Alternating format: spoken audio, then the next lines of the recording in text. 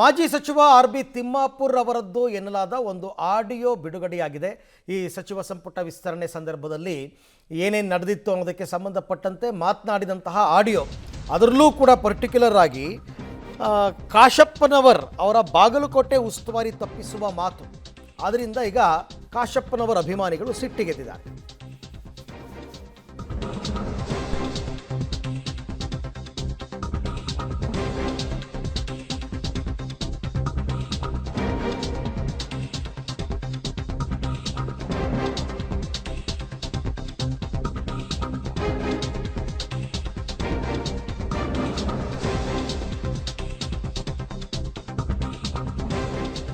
ಮಾಜಿ ಸಚಿವ RB. Timmapur audio ಒಂದು ವೈರಲ್ ಆದ ಹಿನ್ನೆಲೆ ಬಾಗಲಕೋಟೆಯ ಇಳಕಲ್ನ ಕಂಠಿ ವೃತ್ತದಲ್ಲಿ ಪ್ರತಿಭಟನೆ ತೀವ್ರಗೊಂಡಿದೆ.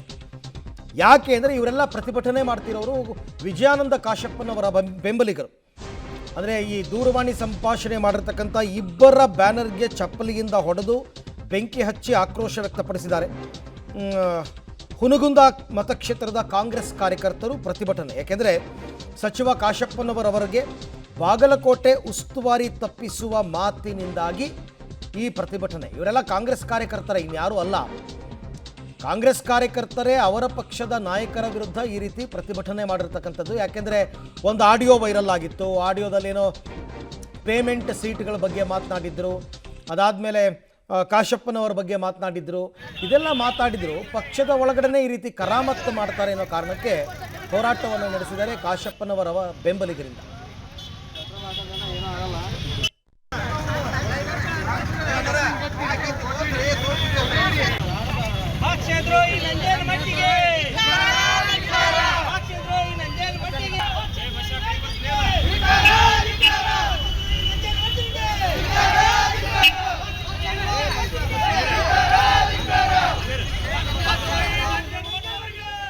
ಸೊ ಇದು ಒಂದು ಆಡಿಯೋ ವೈರಲ್ ಆಗಿತ್ತು. ಬಟ್ ಅದನ್ನು ನನ್ನ ಆಡಿಯೋ ಅಲ್ಲ ಅಂತ ಇದ್ದಾರೆ RB. Timmapur.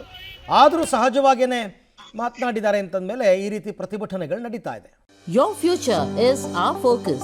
At GSSS First Grade College, Mysuru, you will code your way to success with BCA and multiply your achievements with BCom and BBA.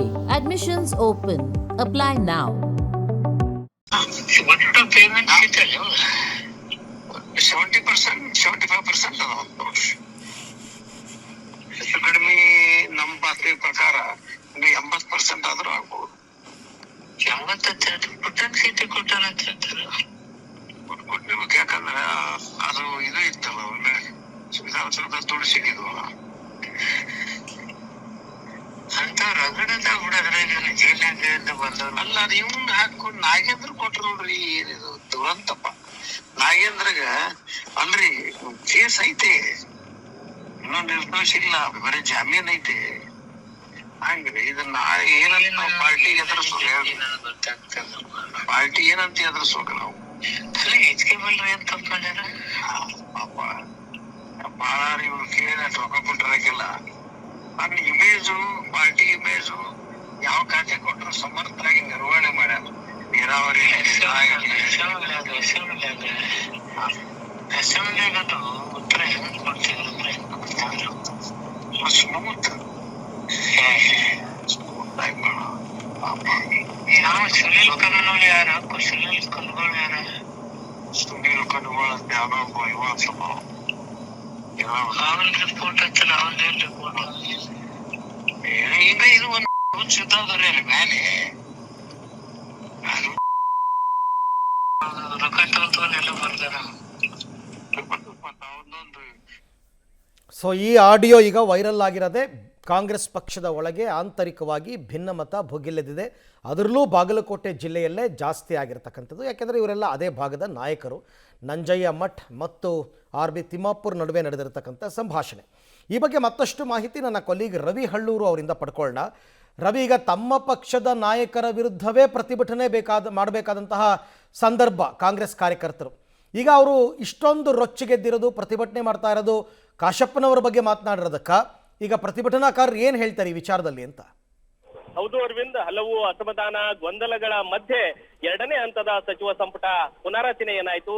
ಆ ಹಂತದಲ್ಲಿ ಹಿಂದಿನ ಸಚಿವರಾಗಿರ್ತಕ್ಕಂಥ ಆರ್ ಬಿ ತಿಮ್ಮಾಪುರ್ಗೆ ಮತ್ತೆ ಸಚಿವ ಸ್ಥಾನ ಸಿಗುತ್ತೆ ಅನ್ನುವಂತ ನಿರೀಕ್ಷೆ ಬಹಳಷ್ಟು ಕಾರ್ಯಕರ್ತರಲ್ಲಿತ್ತು.